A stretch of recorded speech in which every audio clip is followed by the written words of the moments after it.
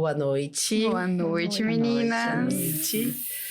Hoje, com muita alegria, estamos no 7º episódio do Lapedcast e com duas profissionais maravilhosas que têm o meu carinho, minha admiração e minha amizade. Um momento inédito. Duas ginecologistas. Duas ginecologistas. Uma fundadora do curso de medicina na área de gineco e outra uma egressa de medicina retornando como professora. Só orgulho, só orgulho. Então, Flavinha, qual é o tema que nós vamos discutir hoje? Hoje nós vamos abordar a ginecologia na adolescência. Um tema que ainda é um tabu para algumas pessoas, mas que eu acho que deve ser muito falado e temos profissionais muito capacitadas para falar aqui. E eu, como acadêmica, me sinto muito lisonjeada de ter o privilégio de ouvir vocês compartilhando um pouquinho do conhecimento de vocês.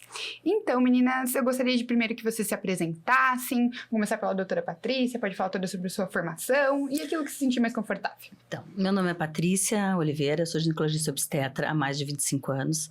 Eu me formei na Universidade Federal do Rio Grande do Sul, fiz a minha residência também lá na Universidade Federal do Rio Grande do Sul, depois eu fui para o Rio de Janeiro, fiz doutorado, fiz mestrado. E a minha área de formação, de pós-graduação, é, na verdade, em osteoporose e menopausa. Uhum. Mas, quando eu vim aqui para a cidade, quem é que me procurava? Eu tinha uma cara de pirralha, né? Eu, apesar de eu ter 30 anos, eu tinha uma cara de 17, né? E aí, quem me procurava eram as jovens.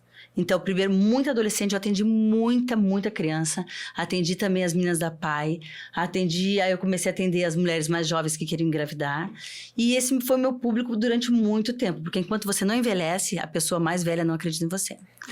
E também não é de todo sem fundamento, porque só quando a gente vai passando o tempo que a gente entende algumas coisas que quando a gente é mais nova a gente não entende. Então, como as mais novas olhavam pra mim e se achavam, se identificavam, eu falava muito palavrão, muito palavrão, quando eu vim do Rio de Janeiro. E aí as mais jovens se identificavam, eu tinha muita adolescente, só que eu tô aqui há 20 anos, então as adolescentes viraram mães e continuam meus pacientes, e algumas estão na pós-menopausa e continuam meus pacientes.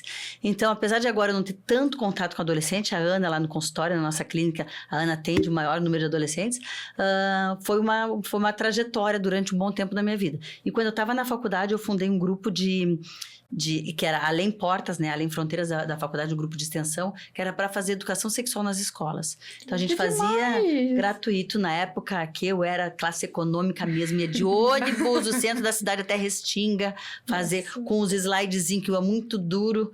Eu conseguia uma graninha pra gente fazer e com material para divulgar. Então, a gente fazia um trabalho que eram 4 palestras sobre saúde, e anticoncepção, DSTs, era muito legal. Que demais, isso há 25 anos atrás, muito pra frente, nossa. Não, na verdade, há mais de 30 anos, porque eu tava na faculdade, 25 anos, eu tenho de formada, minha senhora. Você não tava nem no saco daquela pessoa, que é seu progenitor. Nossa, parabéns. Patrícia é sinônimo de inovação, Mas eu sempre gostei de falar, né? Não dá pra ver. Sim. Doutora Ana. Então, eu sou a Ana Paula Romanzini, ginecologista e obstetra. Me formei na Chapecó. Prof. Ana foi minha prof. Prof. Pati foi minha prof, né? Eu lembro que eu olhava a Patrícia na faculdade e falava assim, cara, ela é muito doida, velho. Que mulher mais doida, assim. Mas ao mesmo tempo a gente não tinha como não amar, né? Claro, porque a aula dela a gente se divertia muito, né? Era muito engraçado, é muito bom. Tu aprendia com gosto, né? Então, assim, vinda uma cria da UNO, né, como a gente diz, saí daqui da faculdade, fui para Passo Fundo fazer minha residência, sempre gostei muito de obstetrícia, né, e sempre quis muito voltar para Chapecó também, porque vivia a minha vida inteira aqui praticamente. E aí, no meu retorno, eu pensava, quem que eu vou me oferecer para trabalhar, né, porque era uma coisa que, quando você se associa, quando você trabalha com alguém, a pessoa tem que se identificar, tem que sentir prazer por trabalhar com aquela pessoa, você tem que admirar. Então, a Paty sempre foi uma pessoa que, a forma como ela vivia a obstetrícia, né, Paty, a gente sabe, eu já falei isso pra ela várias vezes, era algo que eu quero ser assim, né, eu quero poder ajudar e inspirar e trazer uma humanização para essa paciente, conseguir fazer com que ela tenha um momento do nascer, né, como ela imaginou. Então, aí que tudo começou a surgir. Hoje a Patrícia, a gente é amiga, sócia, irmã, e eu dou a vida pela Patrícia, né, todo mundo sabe que ela é maravilhosa. E aí, voltei também dando aula na UNO, que é a docência algo que eu gosto bastante, né? E aí, hoje estou muito... É um prazer para mim estar aqui, uma honra conversar com você sobre isso. Hoje o meu foco é obstetrícia, eu gosto muito da obstetrícia, né? E adolescente sempre gostei bastante de atender, de conversar. Eu acho que a gente consegue ter uma fala, né, que aproxima, que consegue deixar a adolescente à vontade, porque isso é o principal, né? Ela tem que se sentir bem, porque senão ela não vai falar. Ela não vai contar. O medo e a insegurança geralmente é o mundo externo, né? A casa, é a mãe que fica os pais, aquela coisa não pode. Então, ali na consulta tem que ser algo leve para ela, tem que ser algo que acolhe, que ela se sinta bem para poder falar. Então, eu gosto bastante, não gosto tanto das 40 mais, deixo pra parte realmente, mas a adolescente, a iniciação sexual, orientação sexual, métodos contraceptivos é algo que eu gosto bastante. Então, vai ser muito boa essa fala hoje. Com certeza. E fazendo um adendo, a doutora Ana é minha professora na faculdade e eu tenho extrema admiração pela forma que você passa os conteúdos de uma maneira leve e que se aproxima da gente. Porque, queira ou não, você é jovem, eu também sou jovem, e você mantém na mesma linguagem que a gente consegue se compreender e tudo fica muito mais fluido. Então, admiração. Mas, meninas, eu gostaria de conversar com vocês. Como que vocês abordam inicialmente, numa primeira consulta ginecológica, uma adolescente? Qual é a abordagem que vocês costumam adotar? Bom, então primeiro, assim, é isso. A gente, de imediato, eu não costumo falar sobre assuntos delicados com a adolescente, né? Ela tem que se sentir bem, então a gente começa perguntando sobre a vida, sobre o que ela gosta de fazer, entendendo um pouquinho como que é esse ambiente familiar dela, como que é a relação com os pais, com a mãe, com o pai, quem criou essa criança, porque às vezes não foi criada pela mãe, foi criada pelo pai, às vezes tem padrasto, madrasta, então tentar entender um pouquinho dessa conjuntura, desse ambiente em que ela vive, até porque ali ela vai se soltar, né? Tentar aproximar a linguagem, né? Falar a língua deles, tentar aproximar dessa forma, para que ela vá se soltando. Então, não começar de cara, de imediato, com assuntos delicados. Ah, já teve relação sexual, né? Cara, não dá pra você começar de imediato isso com um adolescente. Antes disso, você tem que começar comendo pelas beiradas, como diz a minha mãe, né? Pra aí você começar e quando ela é uma relação, construir uma relação. E às vezes a gente não consegue construir essa relação na primeira consulta. Tem que voltar pra você conversar mais com ela, pra você entender. Cada uma é única, né? Então, cada uma vai reagir de uma forma, daqui a pouco tu vai ter que mudar a tua abordagem também, né? Isso é importante. Então, é indo devagar. É que nem o exame físico. Eu sempre falo pra elas, porque qual é o maior medo? Não sei se a Paty compactua comigo, assim. Ela já vem na consulta pensando, meu Deus do céu, eu vou ter que ser examinada. Vou ter que mostrar minhas partes íntimas pra alguém e vem aquele medo, né? Do exame físico ginecológico. Então, na imensa maioria das vezes, eu nem preciso examinar. E o foco da consulta não é nem esse também, né? Então, deixar ela à vontade e só partir para uma ideia de conversar sobre o exame físico quando realmente o negócio fluiu, né? Quando a gente tem uma certa intimidade e uma relação médico-paciente bem estabelecida. Eu tenho vivido a minha primeira consulta ginecológica, eu estava assustadíssima. Até perguntei pra mãe como seria, só que ela não lembrava da primeira dela. E aí ela falou, o exame é um pouco dolorido. E aí eu já cheguei lá super assustada e a ginecologista conversou tudo sobre a minha vida. Ela já conhecia minha mãe, mas ela não tentou introduzir as ideias que minha mãe já tinha passado na consulta antes. E foi um momento bem agradável. Eu tive outras consultas que seguiram pra gente se aproximando e eu acho que desmistificar um pouquinho essa ideia do exame ginecológico já na primeira é muito importante. Uma coisa que eu acho que às vezes pode ser um facilitador, mas muitas vezes é um ponto que não é tão positivo, é que as mães participam da consulta. Sim. Sim. Então, na maioria das vezes, as mães que levam a criança, eu tenho algumas vezes que foram os pais os que levaram, que é bem difícil, porque quem vai levar é quem está preocupado com algum motivo. Sim, né? certo. Então, às vezes, o cuidador é mais o pai do que a mãe. Então, eu já tive pacientes que foram pai que levaram. Então, às vezes, esse pode ser um facilitador numa parte da consulta para saber a história familiar, para saber alguma coisa. Mas, ao mesmo tempo, muitos desses progenitores, eles se aproximam da gente porque eles querem que a gente vá fazer um exame de virgindade. Né? Então, eles vêm, falam tudo que... eu queria que você orientasse, queria que você dissesse que não é correto isso, que não é correto aquilo. Então, eles passam como se você fosse um fantoche, você fosse fazer aquilo. Eu ouço, acato, né? Enfim... Deixo a primeira parte da consulta, o progenitor ou quem for o responsável ali. E a segunda parte, porque é sigilo médico, Sim. Isso é bem importante, está na lei. Se a paciente tem autonomia, se ela tem condições, né, ela não tem um déficit cognitivo, ela não necessariamente precisa estar o responsável o tempo inteiro. Isso está protegido por lei. Então, a gente só vai dizer para o pai, conversar com o responsável, se houver risco de vida em algum momento. Se ela está se envolvendo com alguém que vai botar em risco de vida, ou se ela tem ideia suicida, enfim. E nessa segunda parte, a gente conversa. Aí sim, ou quando eu passo para... Se a mãe não quer sair, porque às vezes tem mãe que não quer sair. A gente passa para a parte do exame físico, que é fechada, e aí eu fico fazendo mímica pra gente conversar.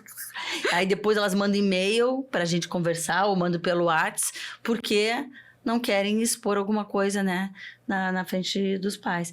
Então, às vezes, o pai não consegue ver o grau de maturidade, porque uma adolescente de 14, 15 anos que procura ajuda para não engravidar, é porque ela tem uma maturidade para saber que aquilo, de repente, naquele momento da vida dela, não é o momento oportuno, não tem a ver, né? E às vezes o pai, e aí, ela é virgem? Você pergunta pra ela. Com certeza. Mas Perfeito. como você... Não posso dizer. Eles ficam pé da vida.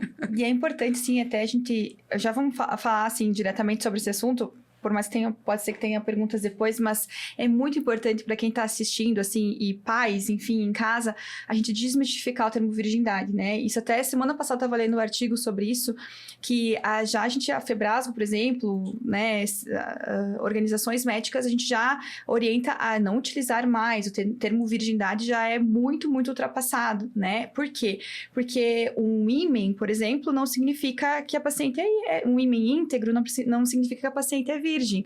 Hoje, o sexo oral, o sexo anal, masturbação, já é uma relação sexual, né? Então, a paciente só não teve penetração vaginal para romper esse ímen, mas ela já teve algum outro estímulo sexual, então ela, teoricamente, não é mais virgem. Ela já teve estímulo sexual, né? Então, esse termo tem que ser... a gente tem que parar de utilizar, profissionais da saúde também, né? Porque, além de discriminar essa paciente, né? Daqui a pouco, virgem, rotular ela como... E a gente acaba atrelando ao ímen, que a gente sabe que tem paciente que nasce sem ímen, tem paciente que nunca ou vai romper ou nem vai ver quando vai romper, às vezes não é na primeira relação sexual que vai romper, nem sempre vai sangrar, o ímen é uma membrana que é avascular, né, pouquíssimo vascularizada, então às vezes não vai ter sangramento ali na hora da relação sexual, então isso também é importante desmistificar e falar diretamente para os pais, agora é assim que funciona. E qual que é o termo, Aninha? É justamente sexualmente isso. ativa e não sexualmente ativa. Exposição sexual. Exposição sexual. Já teve exposição sexual, já relacionou-se sexualmente com alguém, certo, né? Então, esses são os termos, geralmente, que a gente tem para utilizar hoje. Tentar tirar a palavra virgindade, né? Vai ser bem... Vou falar. Muito difícil. E hoje em dia a gente vive um retorno de um conservadorismo, então acredito que... Mas eu acho que é tão intrínseco, enraizado, assim... Vai ser uma guerra boa de ver. Mas é válido. É um olhar, né, válido, sim. E como a gente tem diversas orientações sexuais e diversas formas de se relacionar sexualmente com alguém, isso também é importante de trabalhar, né? Que a adolescente pode ter orientação sexual, pode ser homossexual, né? Fazer sexo com meninas. E ela nunca vai ter penetração. Certo. E aí ela vai deixar de ser virgem por causa disso? Não. Então, é aí que a gente já começa a quebrar esses estigmas, esses tabus, né? Eu dei uma olhada num artigo também sobre análise das meninas que não tinham já atividade sexual, outras que tinham. Muitas optaram por já fazer sexo oral, sexo anal e não penetração. Então, a grande maioria, acho que era 60% das... sexualmente ativas, porém sem penetração, né? Era sem penetração vaginal. E às vezes é porque elas têm medo de engravidar. Porque elas escutam, a maioria. Assim, é atrelado. Quando eu lembro da minha adolescência, não sei se pra vocês também Será era que a maioria é por medo de engravidar? é. Eu acho que é o misto. Ou é aquela coisa do tabu de eu não posso perder... Eu acho que é as duas coisas. eu não posso perder essa pelezinha que não serve pra nada, que chama ímen. Tem isso também. Eu acho que é os dois. Eu acho que uma coisa é atrelada à outra, porque entende como sexo a gravidez e a minha mãe não pode saber. E quantas pacientes eu já tive, assim, na minha vida, né? Assim, lembrando que falavam assim, eu sou virgem. Mas eu já fiz sexo oral com meu namorado, mas eu sou virgem. Não, eu já tive paciente gestante que chegou em trabalho de parto no hospital quando eu era residente e ela não tinha tido relação sexual. Ela tinha um super espermatozoide que nadou ali, pá! E chegou lá, cara, guerreiro. Pô, são cenas de espermatozoide. Ou o cara tinha uma mira, né? E conseguiu ali Aqui, mira, hein? Isso se chama, né? Azar. Né? Azar. Ou não, ou Deus, né? Que essa família... Mas Era o novo Deus Neymar, tava rindo, uma né, nova mas Virgem não, Maria seca, né? né? pra Deus dizer. tava rindo lá em cima, pensando, eles acharam que não ia fazer. Não, tipo, pegadinha. Acho que sim.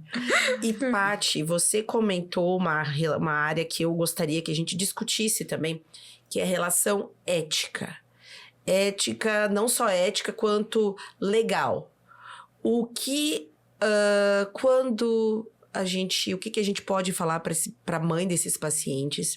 O que não se precisa falar? Até onde vai o sigilo médico? Até quando nós podemos bloquear total no sigilo médico? Como que age nesses momentos, nos norteie? O Estatuto da Criança e Adolescente deixa bem claro que os adolescentes também têm direito ao sigilo médico. Então, a gente só pode, por lei, quebrar esse sigilo quando tem algum motivo, alguma suspeita de risco de vida ou de relação abusiva ou de alguma coisa que tire esse adolescente de um meio seguro. Então, por exemplo, vou citar um que aconteceu no consultório. A adolescente já vinha comigo há muito tempo e a mãe dela, muito mais tempo ainda. E a mãe dela um dia veio assim, eu vou trazer a fulana, ela tá com 15 anos, mas ela tá muito estranha. Tem alguma coisa acontecendo. E aí a guria veio na primeira consulta, né? Depois de muito tempo sem ver ela, já tinha crescido, enfim. Aí ela conversou. Eu tô com um namorado, mas a minha mãe não gosta dele, não quero que ela saiba. E tá, falou. Beleza.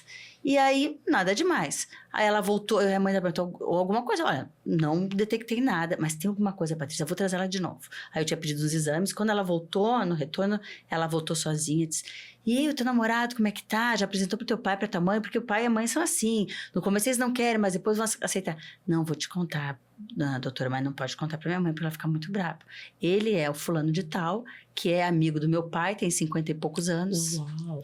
Então, com essa diferença de idade, sendo que a menina era uma menor de idade, isso se configura uma relação abusiva, um abuso.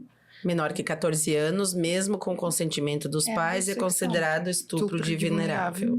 E aí eu disse, não, eu vou ter que contar pra tua mãe, porque isso eu já expliquei, né? Depois eu contei pra mãe dela e teve todo o desenrolar. Era uma pessoa que era de confiança, era o mais velho, que ficava cuidando das meninas e, seduziu ela. Não foi uma relação forçada. Porque ela não era uma menina, era uma menina simples, assim, não era uma menina de uma beleza estonteante. E ela era muito acanhada, ela era envergonhada, ela não se achava bonita. E ele começou, mas como tu é linda, como tu é isso, como tu é aquilo, como tu é aquilo. Começou até conseguir ter relação com ela. E eu vou largar da minha mulher pra ficar com você. Eu acho que essa parte é o pior, né? Não, e ela entrou nesse sonho. É uma linha muito tênue entre você romper a tua questão ética e conversar e falar algo, expor algo da consulta, né? E o que eu vejo muito hoje? Eu ainda não sou mãe, né? Então, mas eu entendo muito as mães. Eu vim de uma mãe, eu amo minha mãe, meu Deus, não tenho nem o que falar, mas a minha mãe, ela foi mãe na adolescência, a minha mãe, com 16 anos. Então, muita coisa da vida dela teve que ser modificada, porque ela engravidou da minha irmã, né, com 16 anos. Então, pra nós, assim, a gente cresceu assim, aquela coisa, não pode engravidar. Relação sexual, tu vai engravidar. E aquela, não pode. E os pais, né, a Paty e a Ana estão aqui para falar, a gente cria expectativa no nosso filho, né? E a gente quer, às vezes, que eles vivam um caminho diferente do que a gente, porque a gente já viveu e já viu que aquele caminho é sofrido. Que aquele caminho vai dar problema. Mas é o caminho deles. Com certeza. E é isso que eu tento falar para os pais na consulta. Dela refletindo por mais que a gente queira muito que ele vá por esse caminho, porque a gente sabe que vai ser o melhor, é o caminho deles. E eles vão ter que fazer... Então, às vezes... E escolhas que eles vão ter que fazer. A gente vai estar ali para dar o suporte. Se escolher o caminho e a gente sabe que não vai dar bom, eu vou estar ali para apoiar. Com certeza. Mas o adolescente vai ter que passar. E às vezes a gente vê assim, não, eu tive relação sexual com 15 anos e eu me arrependi. Porque se eu tivesse esperado mais, se eu tivesse aquela pessoa, não sei o que, ótimo. Mas, às vezes, pro adolescente, ela quer ter relação com 15 anos e com aquela pessoa. E é o caminho dela, por mais que a gente ache que não seja. Então, essas expectativas que a gente cria nos filhos, isso é difícil, né? De trabalhar, da mãe trabalhar. E, geralmente, elas vêm na consulta para isso. Elas não conseguem acessar o filho, né? Elas não conseguem chegar, fazer com que a criança, com que a adolescente conte para elas. E, às vezes, a mãe tem aquela vontade de saber, né? Ela tem que saber. E ela vem pro gineco falar e depois elas acreditam que, ele vai me contar, né? Porque eu sou responsável, ele vai me contar tudo que a criança, que o adolescente falou na consulta. E não é esse o caminho. Uhum. Então, isso eu sempre deixo muito claro para as mães quando elas vão na consulta comigo. Eu digo, aqui a paciente é a fulana, a minha relação é com ela, e a gente vai conversar com você se ela aceitar. Se ela querer, se ela desejar. Uhum. A gente até pode conversar as 3 juntas, que a gente fica ali meio, né, advogado, fazendo Ok. meio de campo, conversando, várias relações a gente às vezes acerta ali na consulta, mas aí a gente vai depender dela consentir. O que você pode garantir é que se ela estiver em perigo, a gente vai comunicar a senhora, a gente vai falar, não, aqui é uma situação de risco, a adolescente está se colocando nessa situação de risco, vamos ficar de olho. Mas, do contrário, se ela já teve relação sexual com alguém ou não, se ela deseja método contraceptivo ou não, se ela é homossexual ou heterossexual, qual o interesse, qual a orientação sexual dela, isso a gente não tem que comentar. A gente tem que tentar ficar Mais neutro possível. mais neutro possível. Porque tu tá acolhendo ali uma pessoa que está buscando uma informação, uma orientação. Eu concordo. Então, por plenamente. exemplo, doutora Ana, uma adolescente que deseja iniciar um método anticoncepcional, mas não quer comunicar aos pais. O médico não necessariamente vai Isso. comunicar aos pais por conta do sigilo médico. Não, vai começar. Inclusive, DIU. O Perfeito. Implanon. Quer colocar um DIU, quer colocar um Implanon, vai ser colocado DIU e Implanon. Agora, pergunto, quem teve penetração vaginal, não teve penetração vaginal, pode colocar um DIU? Pode. Pode, tá? A paciente virgem, né, que a gente não pode mais ouvir, mas o virgem. Voltando. Nunca se relacionou sexualmente com alguém, mas ela tá em vias de... Ela tá com um namorado em vista, enfim, namorada, né? Porque a namorada não vai... mulher não vai correr o risco de engravidar, mas homem e mulher, tá ali com um parceiro que pode ser que ela... doutora, eu vim aqui porque eu tenho planos de começar a ter relação sexual com meu namorado, com fulano. Uhum. E eu quero um método seguro. Pensei no DIU, quero botar o DIU. Por ela não ter tido relação, não é um impedimento. Uhum. Você vai colocar o DIU igual, você vai fazer exame físico Desejo igual, dela. Uhum. desejo dela. A mãe precisa consentir? Não. A A mãe partir- precisa assinar o termo de consentimento esclarecido? Não. Que A partir de que Ana? idade? É. A partir de 14 anos, 14? teoricamente. É. Tá. Assim, não. Eu desconheço. Tu conhece antes? Antes não pode, porque Eu não me lembro. teoricamente é É configurado criança. abuso, É, né? uhum. Relação Sim, sexual sim, antes sim. de 14 Uhum. anos. Mas eu não lembro de ter uma idade mínima para isso. Eu acho que eu li em algum artigo que era a partir dos 12 anos já tem autonomia para ter essa Pra decisão. Então, acredito que seja nessa faixa etária. Não, uma criança também, adolescente, tem que ter uma maturidade, né? Pra chegar nesse ponto e relatar, né? E vamos combinar. Melhor que ela bote o DIU. É uma redução de danos, né? Com certeza. Melhor que ela Esse é o coloque objetivo, DIU a e não redução de engravide. danos. E você já tem a percepção sobre E é o muito mais método. tranquilo do que fazer o comprimido, porque o comprimido tem que lembrar, tu tem que tomar, né? O injetável também seria uma opção, porque vai uma vez por mês, uma vez a cada 3 meses fazer um injetável, depende do injetável. Eu tenho minha paixão para adolescente, né? Que é o Implanon. Então, isso quer dizer, quais que são os mais indicados, quais os contraindicados ou não há contraindicação? Tu gosta do Implanon? Eu gosto do Implanon. Se a paciente não tem nenhuma contraindicação ao uso do estrogênio, né? Que a gente já... daí A contraindicação não é a faixa etária. Não. Não. É A o- contraindicação as são os outros, comorbidades. Sim. os outros aspectos, Isso. né, da... Por que eu gosto muito do saúde. Implanon? Porque ele é o método mais seguro que a gente tem hoje, né? Ele é um método mais seguro que a laqueadura tubária, que a vasectomia, que os próprios DIUs. Porque independe da tomada da paciente, fica embaixo do braço, então vai ser absorvido. Independente de se ela querer ou não querer. Não tem tirar, que pra tirar tem que ir o médico fazer um cortezinho ali e puxar o Implanon. E até a gente, às vezes, sofre pra tirar. Então, uma pessoa leiga não vai conseguir tirar esse implante. Independente das medicações, né? A gente tem pouquíssimos medicamentos que vão interferir. Por exemplo, uma pílula oral, um topiramato, que é uma medicação comum de adolescente para tratar enxaqueca ou algum distúrbio psiquiátrico, enfim, psicológico, vai influenciar, algum anticonvulsivante vai influenciar Algum a pílula oral. antibiótico, que tem toda a discussão. Tem aquela questão. Então, o Implanon independe, ele não faz metabolismo lá hepático, não vai ter essa influência e não tem engravidar com ele. Não tem. É que lá na clínica a gente tem uma divisão, né? Nós amamos métodos de longa duração, que são os DIUs e o implante. Só que a Ana ama o implante, eu amo os DIUs. Então, até nisso a gente tem essa nossa Duas divisão. abordagens. Aham. Que bom. Porque parece que Uma eu mão dupla. gosto tanto do DIU que as minhas pacientes têm menos complicação com o DIU. E quando eu ponho Implanon, parece que elas têm mais complicação. Parece que é só pra ratificar a minha implicância. Mas ela ama e ela se E dá para adolescente é bom, porque assim, às vezes o adolescente tem medo, né? da Da dor. colocação, da sim, dor, então é sim. super fácil de colocar. O pai e a mãe dormem tranquilos, é isso que eu falo pros pais. O melhor investimento que você vai fazer é colocar o Implanon. Porque você vai saber que vai estar ali. Sim. Que não vai depender da tomada. Eu não sei, né? Quando eu for mãe, né? Eu sempre vou ficar com medo. Eu sempre falo pra minha mãe, como é que você confiava em mim que eu tomava anticoncepcional, Confiar né? no que Aí a mãe, fez. eu tinha que confiar, eu tinha que Claro. fazer, né? Mas a tua mãe te levou pra fazer? Levou. Não. A minha primeira consulta ginecológica foi horrível, né? Assim, foi com homem, porque minha mãe sempre consultava com gineco homem. Eu adoro ele, assim, né, querido? Ele é um bom profissional. Mas, assim, não aproximava. Eu tinha dúvidas. É outra época. Vocês né? sabem como que eu fiquei sabendo? Eu só vou contar. Acho que eu contei Tu pros contou na alunos, sala. né? Essa eu contei pra vocês. Como que eu fiquei sabendo que era uma relação sexual? Eu li num livro de biologia da 8ª série, que tava escrito assim, relação sexual com penetração vaginal. É quando o homem insere o pênis dentro da vagina da mulher. Eu pensei, meu Deus! Que eu achava que era beijinho. Eu assistia às vezes na novela, nos filminhos, que o pessoal se Beijo beijava e engravida. acabava a cena, entendeu? Então, pra mim, eu, óbvio, nunca tinha acesso à pornografia, né? Parênteses, Pra né? A mim- vida antes da internet, né? Porque não tinha TikTok de internet, né? Era, gente, 32 anos atrás, né? Vamos botar aí 20 anos atrás. Então, eu não tinha esse acesso, eu não sabia. E minha mãe, por mais que era muito, assim, pra frente na época, ela não conseguia conversar, né? Ela não conseguia. E aí, ela achava, o ginecologista vai conversar. Que? Só falou assim, tá aqui tua pílula, toma assim, assim, assado.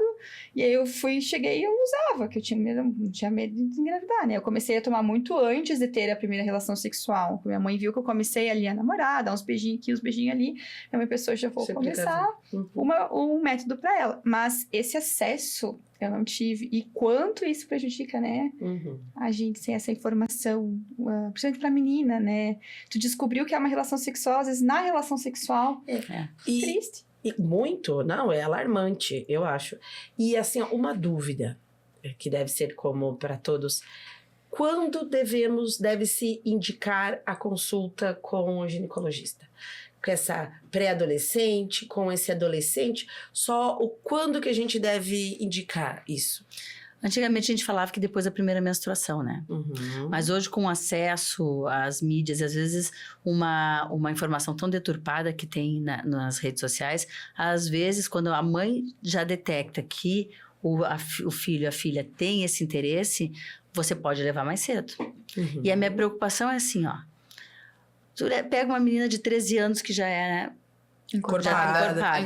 pediatra, características ela sexuais. fica, pediatra cheio de criança na sala, aqueles nenezinhos, Sei. não fica à vontade, vai no ginecologista. E os meninos? Então, a gente acaba fazendo com que os nossos meninos tenham cada vez mais uma informação deturpada, porque eles não têm a quem recorrer. Certo. Não.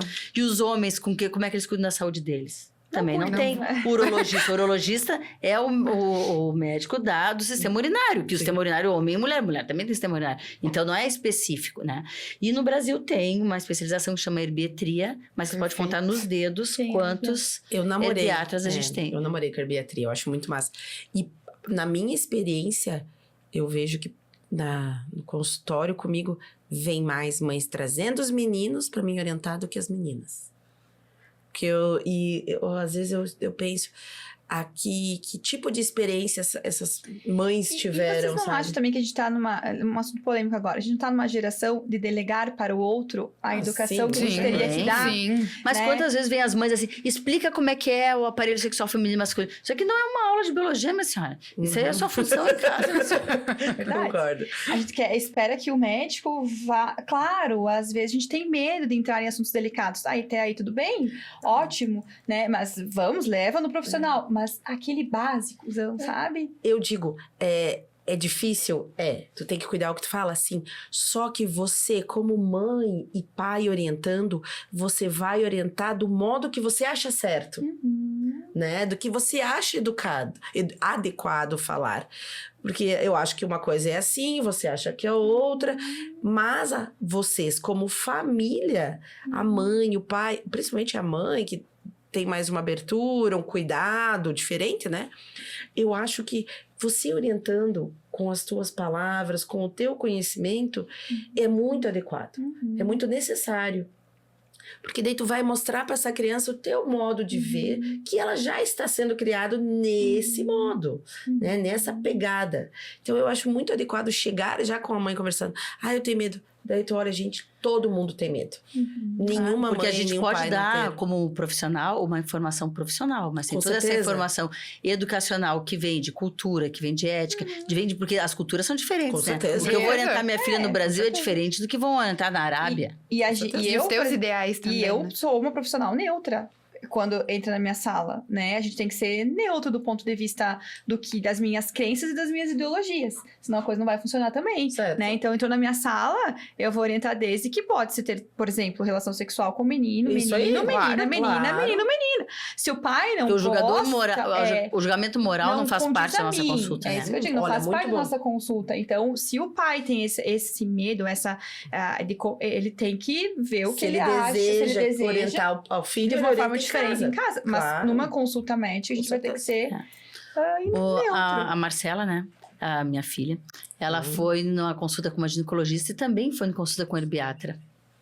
Então, ela teve essas duas experiências. Um herbiatra homem, que ela é de Certo. Porto Alegre, O o famoso, Felipe, sim. e uma gineco mulher, que está aqui Então, conosco, né? Marcelinha, eu vou te convidar pra você vir aqui assumir meu lugar um momentinho. De adolescente, Para dar seu depoimento. Agora ela vai falar mal da gineco. Porque assim, não recomendo. Só não fala mal da gineco. vão. Então, se apresenta, Marcela. Pode se apresentar primeiro. Oi, sou a Marcela, filha da minha mãe, né? Tenho 13 anos. A minha primeira consulta foi depois da minha primeira menstruação com 11, né? Foi com 11. Não, eu tinha já completado 12. Foi no dia do teu 12. aniversário, lembra? Eu menstruei, mas foi antes de eu fazer aniversário. Foi ali naqueles É. dias. Mas foi um pouco antes. E daí eu fui mais ou menos um mês depois da minha primeira menstruação. Meio obrigada pela minha mãe. Só que eu falei pra minha mãe não ir, né? Mesmo eu falando tudo pra minha mãe, eu falei pra ela não ir, ela trabalha no mesmo lugar mesmo. Não vai mudar nada na vida dela. Daí, sei lá. Como é Foi que foi? legal. A consulta foi com a doutora Ana, essa? Foi com a Ana. E como é que você Todas se as minhas sentiu? consultas. Eu tava bem nervosa, pra falar a verdade.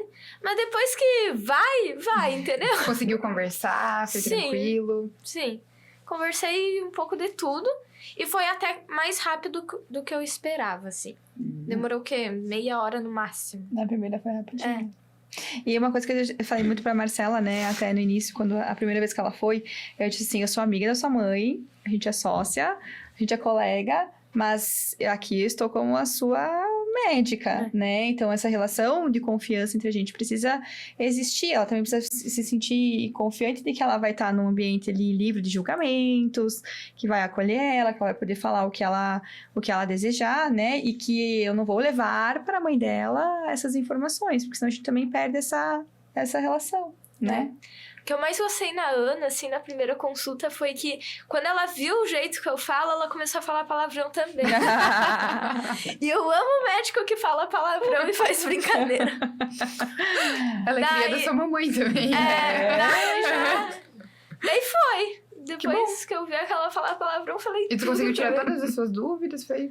Cara, eu cresci com a minha mãe em casa, então Dúvidas era uma coisa muito... Daí, tipo, é a mesma coisa que a minha mãe ficar me orientando. Gente, eu cresci com a minha mãe em casa. Eu tenho 13 anos ouvindo ela falar no meu ouvido. Se eu engravidar na adolescência, eu sou burra. Eu não tenho mais nada. É burrice mesmo. E antes de começar o podcast, a gente tava falando sobre Implanon. Você conversou com a Ana sobre isso? Sim, eu vou colocar. Eu tenho até a minha consulta marcada. Eu nem sei o dia. mas eu vou colocar... Não sei porquê também, mas... É que a gente tem outras questões pra tratar na Marcelinha, né? Ela tem uma menstruação aumentada, ela tem cólica, sofre, a gente já tentou alguns tipos de tratamento. Que isso é importante que os pais compreendam também, Isso, né? que não resolveram muito, então tá impactando a vida dela também, né, Marcela? Ela que escolheu o método mesmo, só for. A gente vai na fé, né? E a sua mãe falou que você foi numa consulta com o herbiatra? Você lembra como é que eu foi? lembro. Foi bem engraçado. Eu falei pra minha mãe vazar também. Porque a gente fez online, né? Mas mesmo assim, eu pedi pra tu ir embora. Daí, não gosta. Minha mãe fica falando no meu ouvido. Direito seu, direito Te seu. amo. Mas foi bem legal. Ele é bem engraçado também, bem... E a abordagem foi diferente da Ana? Achou a consulta diferente ou até que teve semelhança? Mesma coisa, depois que ele viu o jeito que eu falo, ele começou a fazer brincadeira. Ajustou aí a linguagem. Falar palavrão também, daí foi. Eu falei de tudo também. Que bom. Experiências positivas. E ele falou bastante rotina também, que é uma coisa que às vezes a gente esquece de falar, né, para os nossos pacientes, porque a gente tem tanta coisa para dar conta numa consulta que a gente esquece de falar da importância da rotina, do sono, da atividade física, da alimentação. Às vezes não se encaixa naquele momento, né? Dependendo de qual é a queixa principal da paciente. Isso é uma coisa importante que o pediatra talvez não consiga dar conta na consulta, né? Porque o foco dele talvez seja outro. E o herbiatra consegue pegar, porque é na adolescência que a gente consegue mudar o hábito, a rotina, Com mudar certeza. o hábito para um hábito positivo, para incorporar exercício físico, que alguém prometeu que ia começar a fazer uma vez por semana. E mudar os hábitos alimentares, enfim, ajustar alguma coisa, né? Então, acho que isso é um detalhe bem interessante. Espero que quem sabe... E eu acho que passar um pouco da responsabilidade pro adolescente, né? Exatamente. Porque os pais, com certeza, mantêm a responsabilidade, mas agora a gente já tem uma autonomia, né? Pra realmente...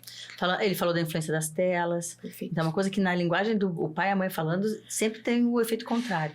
E quando tem alguma outra pessoa com autoridade e que se conecta falando, já tem outro impacto, né? Isso aí. Sim. Então, é importante, de repente, que a turma da Liga que esteja ouvindo, que vários se interessem por pediatria. É um nicho maravilhoso. Então, nós temos poucas pessoas nesse nicho, né? Inclusive, vai ter um congresso, né, sobre adolescência de pediatria em que legal. setembro, em Porto Alegre. Alguns dos membros da Liga vão estar presentes nesse Com congresso. certeza esse médico vai Muito estar, bom. porque ele é um dos caras que puxou isso aqui no Brasil, né? Então, é um tema super atual e muito importante. E Marcelinha, muito obrigada. Médica, a gente tem que entender que quanto mais conversa, mais a gente deixa... Não é empoderar, é empoderar. O conhecimento é o maior poder desse mundo. E você dá esse conhecimento para os meninos e as meninas, não tem valor, né? Então, parabéns, Patrícia. Eu saberia que você manda muito bem, tu é ninja. Mas que legal, é muito legal ver isso, né? E ela falar com tranquilidade, né? Naturalidade. Isso é importante. Importantíssimo. Eu tenho uma última pergunta. Quais as afecções ginecológicas ou patologias ginecológicas mais comuns na adolescência? Temos esse dado ou não? Eu não No tenho dia a esse dia dado de vocês? científico, mas eu acho que é vaginose. Vaginose? Eu encontrei isso também. Vaginose, Dismenorreia, né? isso, Dor, aham. né? Cólica menstrual, Menstrual, dismenorreia. E Irregularidade vaginose, acho que menstrual também, irregularidade, acho, tudo. Porque naqueles primeiros 5 anos, quando começa a menstruação da menarca, os primeiros 5 anos, tu não tem a maturidade do eixo. Então, certo. tem muita queixa de irregularidade. Ou 2 anos. o fluxo muito intenso e frequente, ou o fluxo muito escasso. E aí tem aquela coisa que todo mundo classifica fluxo escasso com SOP. Ah, não, você tem ovário policístico. Aí já põe ovário policístico, a pessoa já cresce pensando, não vou conseguir engravidar, eu tenho ovário policístico. E já entra com uma coisa que, na verdade, é uma imaturidade do eixo. Mas tem um aspecto no ultrassom, mas o aspecto do ultrassom não te taxa como ovário policístico. E é uma maturidade, E na né? verdade, até em termos de diagnóstico, né, o ultrassom para adolescentes até 16 anos, ele não entra como critério diagnóstico, né? Porque a gente não, então, a termos dos alunos que estão nos vendo, né, a gente não pode levar em consideração o achado, porque é muito difícil existir um ovário policístico em adolescente. Por causa da maturidade do Só eixo, que né? às vezes, pro ginecologista, a gente faz a meia-culpa aqui, né, Paty? Sim. É mais fácil. Pra explicar. É ovário policístico. Sim. Toma esse anti Toma a aqui, pílula, vai sim. e deu. E vaza. E a pessoa fica sem aquele diagnóstico, achando que é isso aí. A família fica, meu Deus, o que é isso? O que vai acontecer? Mas é aquela falta de ter calma, né? Sentar, explicar pra família que é normal, que vai acontecer. Mas que é às um vezes a gente já período vem com esse transitório. diagnóstico do ultrassonografista. É. O cara já fez e já taxou Já a pessoa. avisou a O mãe. ultrassonografista ele tem que fazer ultrassom, fazer o laudo, essa é a função dele, não é ficar tagarelando. Isso aí. E ainda dando uma informação que não é correta. E eu achei alguns dados também que falam que as meninas aparentam ter algumas infecções, mas são algumas irritações por conta da má higiene, o uso de produtos que tenham perfumes e fragrâncias, que quando você está falando numa puberdade, às vezes elas acabam tendo umas condutas meio inadequadas por falta de conhecimento, mesmo, né? Justamente. E eu acho que uma outra coisa importante a gente falar, assim, da orientação sexual, né? Do quanto é difícil, às vezes, para os pais falarem isso e orientarem isso em casa. O que é um ato sexual? O que é? Para que serve um pênis? Para que serve uma vagina? Né? Então, às vezes, se você tem esse medo, você não sabe como abordar, leva para o gineco. A gente vai conseguir. Mas o que não pode acontecer para esse adolescente é, tipo, que nem eu, assim, né? Passar e a gente não entender o que é. Né? Não saber para que é. O mesmo vale as meninas conhecerem, por exemplo, um clitóris. O clitóris tem uma função importantíssima para o prazer feminino. E às vezes a gente vai descobrir essa função com 30, 40 anos, quando a gente chega no gineco e fala, putz, eu não consigo ter relação porque eu não tenho libido. Mas por que tu não tem libido? Daí tu começa a ver a pessoa, mas existia aqui, e pasmem, tem mulheres que nunca se olharam, que nunca se tocaram com 30, 35, 40 anos, por medo, por tabu, porque foi falado que não podia, que é um pecado. Tem a questão religiosa, que entra aí muito forte também, né? Como um tabu ali, que a gente não pode se tocar. E aí a gente cresce sem saber. A criança vai ver, o adolescente, ele é curioso. Então ele vai se olhar, ele vai mexer, ele vai tocar. É mais fácil ele fazer isso com a gente ensinando e falando o que é, né? Para ele conseguir crescer sabendo a função. Isso não vai estimular ele a ter relação sexual. Eu falar que existe relação sexual não vai estimular ele a ter. O que vai estimular é ele ir pro TikTok e ver e não saber. Fiquei com vontade de ver o que é isso aqui. Isso sim vai estimular. Certo. Agora, você falar com uma linguagem clara, objetiva, explicando, isso não vai dar estímulo. Então, essa questão de orientar desde pequeno, de orientar as meninas o que é um sexo consentido. Isso é muito importante. O que é o consentimento? Que você pode ser beijada se você consentir o beijo, né? Se você falar não, o menino, a menina tem que respeitar, principalmente os meninos, né? Tem que respeitar o seu não. Se você não fala isso, a menina vai achar que não, que tá tudo certo, que tá tudo bem, ela não vai entender. Orientar que, por exemplo, mesmo que você tenha 13 anos e você tenha um namorado, que se vocês tiverem relação, mesmo que for compactuado das duas partes, isso caracteriza um abuso sexual. Por quê? Porque a criança é muito imatura ainda, dos 13 anos, para ela conseguir entender o que é uma relação sexual. Atrás de tudo, né? E claro, às vezes você vai explicar isso, mas ela vai ter relação. Então, é como a Patrícia falou, contenção de danos. Já tive pacientes, assim, que já tiveram relação com 13 anos, que estão namorando em casa. Sim, mas é o que a gente fala para os pais. Vamos lá, vamos usar um método, vamos educar da forma que a gente pode, e aí é com o adolescente. Mas ela orientar isso é importante. Porque a gente vê muito, assim, e eu ainda como faço plantões no SUS, hoje com a questão da legalização do aborto em casos de violência sexual, né?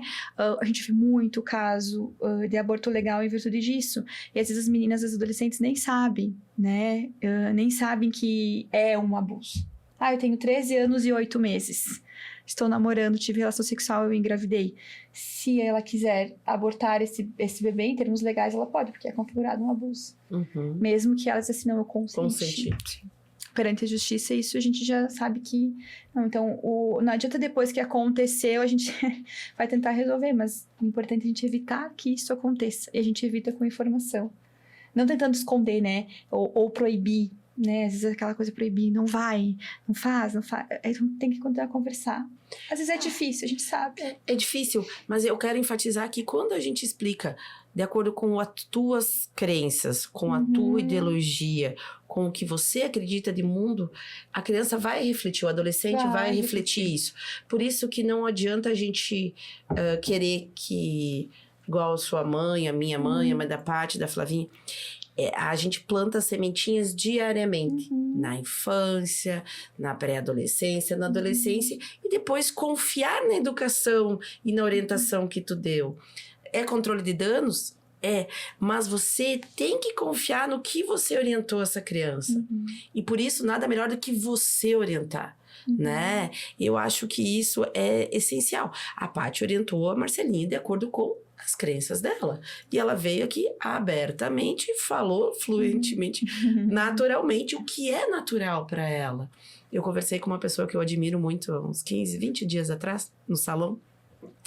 E ela me olhou assim, Ana, a minha filha dava aula de sexualidade para as colegas. Porque eu tava meio preocupada, nós morávamos numa região com iniciação precoce muito comum. E eu dei um livrinho pra ela. Ela dava aula de iniciação sexual, de como fazia.